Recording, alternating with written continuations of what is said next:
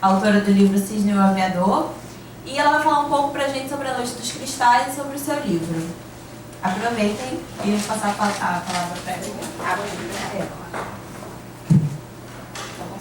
Tá. Acho que tá bom, né?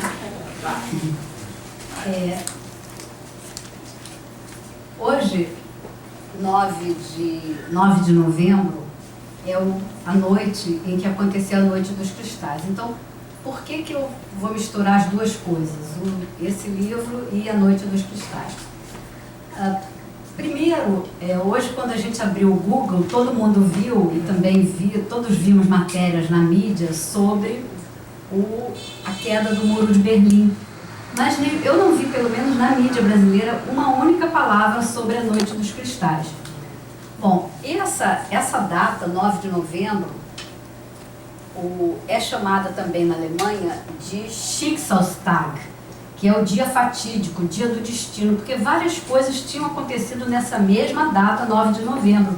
Em 1838 tinha havido uma morte de um líder liberal, depois houve, em 1918, a queda da monarquia e começo da república na Alemanha, e em 1923 o famoso putsch da cervejaria em Munique, que foi um fracasso, né, quando os nazistas não conseguiram, saíram de lá, foram reprimidos.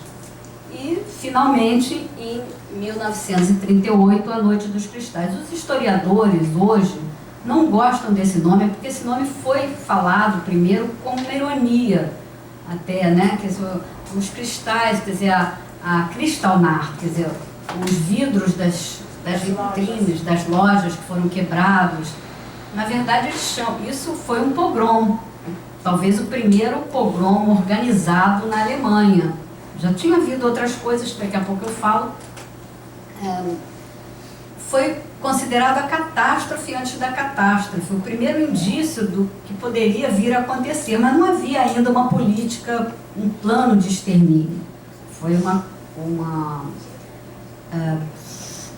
foi um acontecimento, um evento produzido por um menino. Pois é, eu vou dizer primeiro, antes de falar do menino e da noite propriamente, eu quero lembrar o seguinte: em junho, quer dizer, já vinha acontecendo uma perseguição aos judeus, e em junho havia uma grande questão, os judeus queriam se refugiar em outros países. Em junho, delegados de 32 países reunidos em Evian deram várias justificativas para não aceitar refugiados judeus, o que teria salvo muita gente. Só a República Dominicana aceitou um grupo. Isso em junho. Nas vésperas, quer dizer, já há alguns anos, desde que o regime tinha assumido o poder, a propaganda antissemita era muito forte. Era uma propaganda cotidiana, havia propaganda nos jornais, outdoors, antes mesmo das medidas restritivas contra os judeus. Então são essas propagandas assim que atingem a população, né? Quer dizer, os judeus não são bem-vindos. Aqui, sempre os judeus como uma caricatura. Aqui, falando do Der Stürmer, né? Der Stürmer foi um jornal tão importante na propaganda antissemita que o editor dele, Straher, depois foi julgado em Nuremberg e foi condenado à forca. Quer dizer, o único editor não era um militar, mas chegou um momento que eles vendiam 1,5 milhão de exemplares. Então era uma propaganda muito forte. Aqui no final ele diz, os judeus são a nossa desgraça, aqui no final os judeus são a nossa desgraça. E, por exemplo, sempre a caricatura... Oi? Sempre a caricatura, aquilo ali é uma caricatura de um abate ritual, eles alegando que o abate ritual do gado, quer dizer, a coisa kasher, era na verdade uma coisa para produzir mais sofrimento nos animais. Então sempre esse tipo de propaganda totalmente caricatural, mas que provavelmente fazia algum efeito.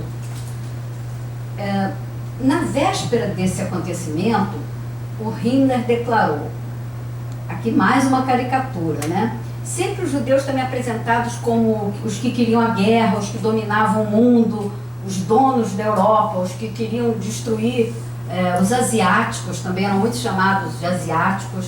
Ainda não era o momento da propaganda dizendo que os judeus eram o judaísmo bolchevique, ainda era um pouquinho antes.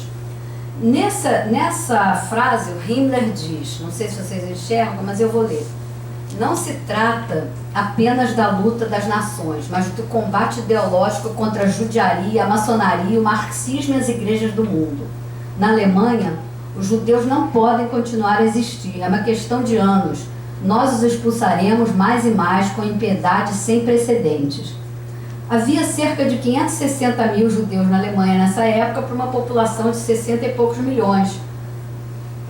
Ou talvez mais, já porque já tinha havido a anexação da Áustria, né? Depois eles consideram a população com as anexações. Aqui eu fiz uma breve cronologia, deixa eu tirar, senão não vou conseguir ler. A breve cronologia do que veio antes também, quer dizer, não é que a Noite dos Cristais surgiu de repente. Em 27 de maio de 38, as vitrines de lojas em Berlim são quebradas e a polícia leva os proprietários em custódia preventiva. Em junho, as lojas da principal avenida comercial de Berlim são pichadas e saqueadas. E ações similares acontecem em outras cidades. E aí vem o 7 de novembro. 7 de novembro, esse rapaz, Herschel Greenspan, de 17 anos, atira contra um diplomata alemão em Paris.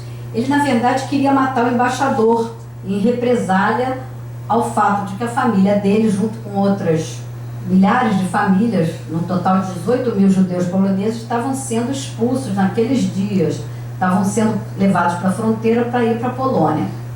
Bom, quando ele atira no o terceiro secretário da embaixada, von Hatt, ele é ferido e 2 dias depois ele morre.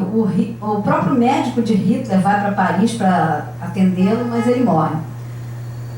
Eu li até já uma teoria meio da conspiração de que ele teria sido deixado morrer de propósito porque eles queriam uma justificativa para o início do pogrom.